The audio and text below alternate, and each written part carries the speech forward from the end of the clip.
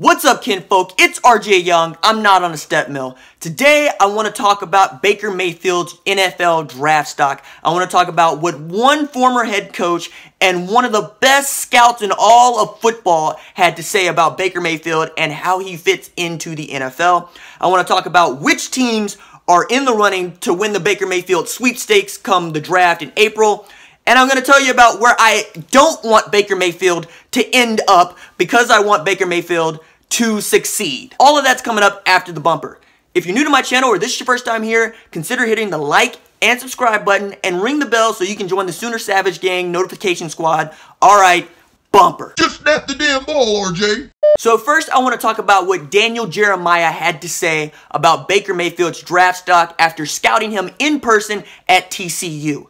Daniel Jeremiah is a former NFL scout. He played quarterback at Appalachian State. He's one of the most respected scouts in the entire industry. I encourage you to give him a follow at Move the Sticks on Twitter.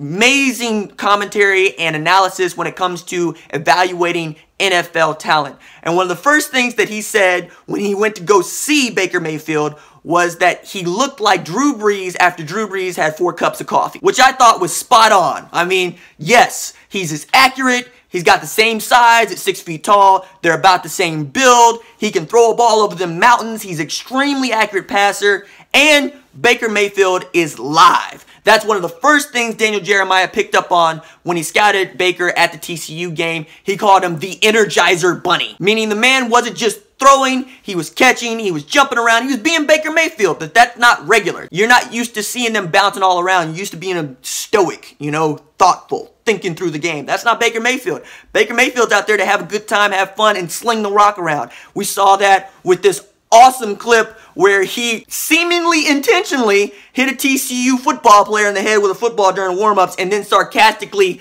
clapped.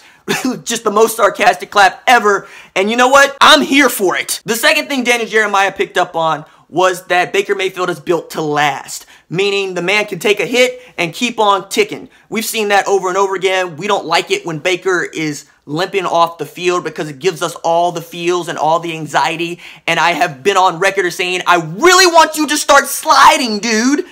But that's Baker. Baker's just going to go and be him and stiff arm Deuce to the ground and probably walk away with the stiff arm trophy. The third thing Daniel Jeremiah picked up on was Baker Mayfield's arm strength. Now, he's on record as saying, look, I don't really trust the quarterback's arm strength on tape. I want to see it in person because there's something about watching a guy flip a football live that tells you a lot about how easy or how hard it is for him to complete the hardest throws in the NFLs, like the deep in route, like the deep out route, like the go route, where you have to drop dimes or it's a pick.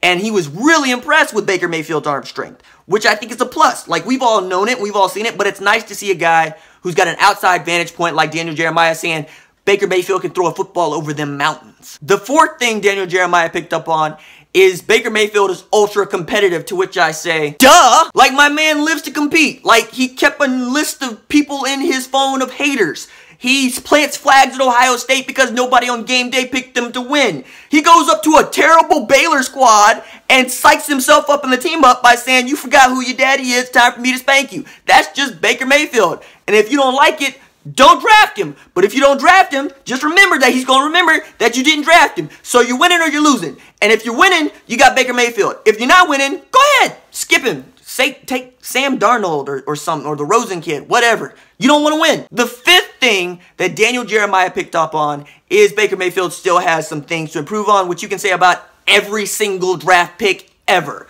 That, to me, is not a flaw. We all have things that we can improve on. We all have things we can learn to do better. In Baker Mayfield's case, it's his footwork. And I can see that, he's a little happy feet in the pocket, but who isn't when you got 6'5", 270-pound monsters running after you and trying to kill you? So I get that. He needs to be a little bit more patient, a little bit more methodical with his footwork. But I mean, if that's all you're going to do to pick on Baker Mayfield, okay, fine. Are you going to draft him? Because you still want to draft him. Because I would want to draft him. Do you want to draft him? I don't know. I know who I don't want to draft him. And who I don't want to draft him at the top of the list is the Cleveland Browns. Now, it looks like the Browns are going to get the #1 pick in the draft again. And if they're keeping with their current process, they're going to draft another quarterback. I mean, they shocked everybody by drafting Myles Garrett last year, but I think they're going to draft another quarterback, and I really don't want it to be Baker Mayfield. Like, I want him to go into the combine and botch that interview on purpose. I want him to tank it. I want him to make it clear. I do not want to be a part of the Cleveland Browns organization because it's trash. It's a dumpster fire. I don't even know how to fix it. Like, I don't even know where to begin. Like, you want to talk about the owner first? Fine. But I don't know that guy's the problem. I think it's the whole organization.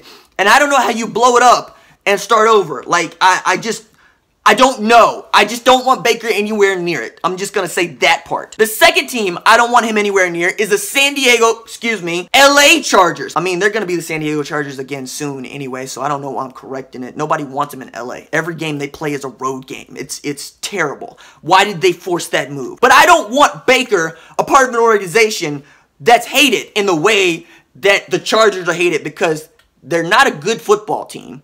They're hard to root for because you can't really call them your team.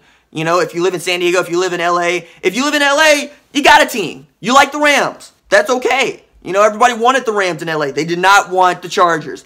I just don't want Baker going into that kind of toxic environment. I really don't. I want him to go a place where he's going to have a chance to learn and develop. Because as good as he is, he's not ready to start right away as a QB in the NFL. I want him to have that kind of Aaron Rodgers progression. You know what I mean? I guess what I'm saying is, if I have to go with a team who's probably going to have a top 5 pick in the NFL draft, I got to go with the Giants, because the Giants seem to have a sturdy organization. I would not mind seeing a Bake to Shep relationship again. Eli Manning is going toward the end of his career. I don't expect him to play football much longer.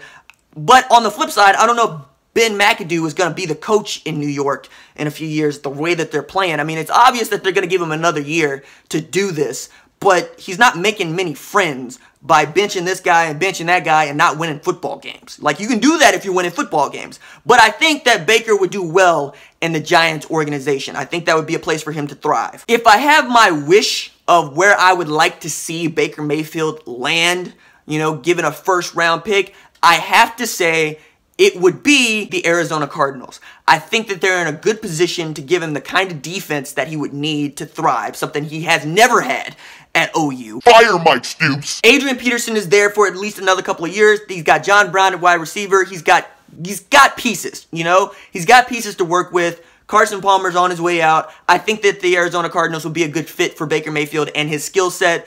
On the other hand, I can see a lot of people saying I want him in New Orleans, where he's going to have Sean Payton. He's going to throw the ball all over the yard, basically run the same offense that he was running here. I understand that too. That makes total sense to me. But I just like the idea of him hooking up with other Sooners who know that he can play and are excited about him being on their football team. The other guy who had good things to say about Baker Mayfield was Rick Neuheisel, of all people. Rick Neuheisel believes that if he had to go with a quarterback and he had to have the first pick, it would be Baker Mayfield. He doesn't really believe in Josh Rosen or Sam Darnold. He believes that Baker Mayfield has the leadership, the skill set, and the attitude to succeed in the NFL. I think that's worth pointing out. He has an attitude that can succeed in the NFL. These people who want to make him the next Johnny Manziel do not know Baker Mayfield. They haven't seen what he's done. I mean, for instance, Baker Mayfield stiff-armed a porn star on Twitter. Johnny Manziel would have been like, where's the party? You know, that speaks to his character. That if nothing else. Okay, that's it for me. If you like the videos, don't forget to like and subscribe. I'll see you tomorrow. Deuce.